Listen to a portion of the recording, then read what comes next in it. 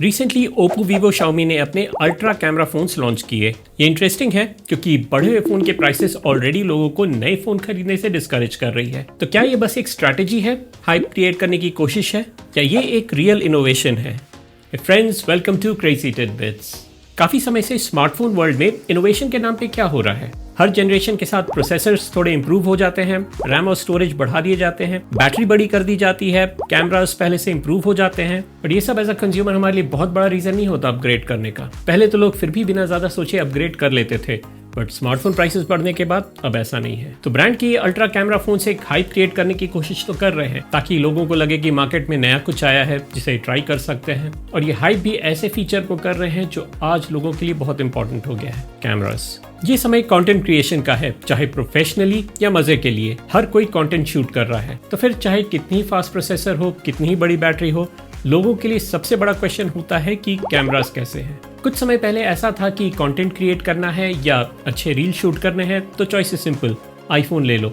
Regular या pro ये तो बजट पे डिपेंड करता है। पर जब से वीवो शाओमी ने कैमरा फोन के डिपार्टमेंट में एडवांसमेंट किया है, आईफोन अब एक अकेला कैमरा चैंपियन नहीं रहा। स्पेशली जो लोग पहले रेगुलर आईफोन्स लिया करते थे वो अब वीवो का फोन प्रेफर कर रहे हैं। हाँ, जिनका बजट 1 लाख के ऊपर है वो तो फिर भी आईफोन या सैमसंग लेते हैं। ये अल्ट्रा कैमरा फोन्स इसी माइंडसेट को ब्रेक करने के लिए है, क्योंकि वीवो ओप्पो जो फ्लैगशिप फोन बनाते हैं जिनकी प्राइस अराउंड 1 लाख होती है, वो बहुत कम ही बिकते हैं। ये फोन्स एप्पल और सैमसंग को कुछ खास चैलेंज नहीं दे पाते। On the other hand, in ultra camera phones ने कुछ चीजें डिफरेंट की हैं। एक नया कैमरा सिस्टम इंट्रोड्यूस किया है जो आजकल के फ्लैगशिप फोन से थोड़ा डिफरेंट है। इन फोन्स में बड़े 1 इंच के सेंसर्स होते हैं जो DSLR कैमरास की तरह डेप्थ इफेक्ट क्रिएट करते हैं। लेंस अटैच करने का ऑप्शन मिलता है जिससे जूमिंग एक हायर लेवल पे चली गई है। और इन तीनों ब्रांड्स ओप्पो, वीवो, शाओमी ने कोलैबोरेट भी किया है हैसलब्लैड, Zeiss और लाइका जैसे कैमरा ब्रांड के साथ। इन फोन्स का एक नॉवेल्टी फैक्टर भी है, मतलब ये फोन्स थोड़ा डिफरेंट लगते हैं और कुछ नया होने की वजह से लोगों को अट्रैक्ट भी करते हैं। बट प्रॉब्लम यह है कि इन सब चेंजेस के बाद इन फोन की प्राइस 1.5 लाख से भी ज्यादा हो जाती है। इतने में तो आईफोन का प्रो मैक्स मॉडल आ जाए, तो इन फोन्स के लिए कंपटीशन तो अभी टफ है।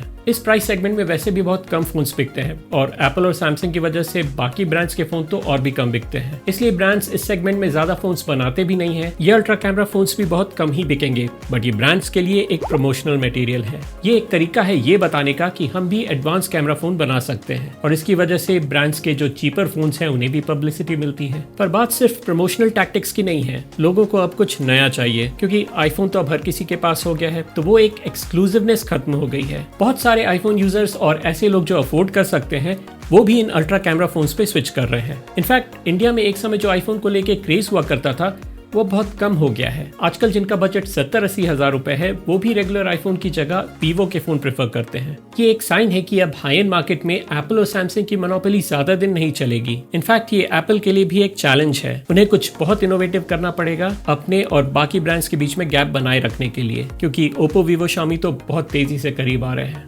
इनफैक्ट स्मार्टफोन के लिए फिलहाल ये काफी टफ समय है। फोन के प्राइसेस बहुत हाई हो चुके हैं और जिसका इम्पैक्ट भी हो रहा है। लोग फोन अब कम खरीद रहे हैं। अब ये एक स्ट्रेंज सिचुएशन है। ब्रांड्स जब कम प्राइस में फोन बेचते हैं तो उनका ऑब्जेक्टिव होता है ज्यादा से ज्यादा फोन बेचने का, क्योंकि तभी वो इस सेगमेंट में प्रॉफिट कर पाते हैं। इन बजट फोन्स के साथ वो हाई एंड फोन्स भी बेचते हैं जिनकी प्राइस भी ज्यादा होती है और प्रॉफिट मार्जिन भी ज्यादा होता है। अब जब इन कंपनीज के पास प्रॉफिट मार्जिन ज्यादा होता है तब ये रिसर्च कर पाते हैं, इनोवेट कर पाते हैं, एग्जिस्टिंग टेक्नोलॉजी को इंप्रूव कर पाते हैं, और तब हमें एक बेहतर फोन मिलता है। बट अगर सारे ही फोन महंगे हो जाए तो ऑब्वियसली कम बिकेंगे, स्मार्टफोन की मैन्युफैक्चरिंग कम हो जाएगी, इनोवेशन स्लो हो जाएगा, लोग लॉन्ग टर्म के लिए फोन्स खरीदेंगे। तो फिर ये एआई कंपनीज जो मार्केट से सारे रैम, स्टोरेज और कंप्यूटिंग पावर लेकर अपने एआई प्रोग्राम में झोंक रही है, उस एआई को चलाने के लिए लोगों के पास नए डिवाइसेस ही नहीं होंगे। आई गेस फिर वो और रैम और स्टोरेज खरीद कर अपने एआई प्रोग्राम को क्लाउड बेस कर देंगे, उसे इस तरह ऑप्टिमाइज करेंगे कि वो लो एंड डिवाइस पे भी काम करे। ऐसे में एक तरफ बजट फोन्स होंगे जिनकी प्राइस तो बढ़ते रहेगी,